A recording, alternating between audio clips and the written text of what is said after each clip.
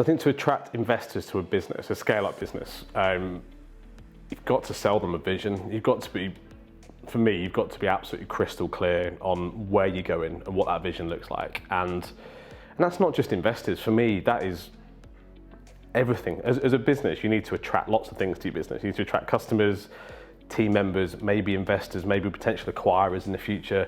So you've got to be attractive. And I think businesses with a really clear vision and a really clear plan are as attractive as it gets, I think, for me to investors. And yes, the numbers have to work on paper, but it's about where are you going, what does that look like, and the clearer that is, to the point where you can close your eyes and you can see it, it's got more chance of manifesting itself. So I think you've got to be able to paint that picture to an investor.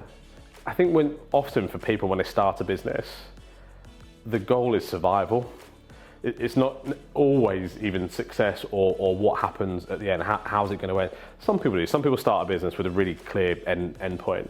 But for our business, we have a relatively infinite goal. I have no intention to sell it anytime soon, but it doesn't mean that I'm not building it so that it is purchasable, because we might want someone to buy part of it in the future to accelerate growth. We might want to attract investment. And there are certain key things you have to have in place in order to be able to go and do that.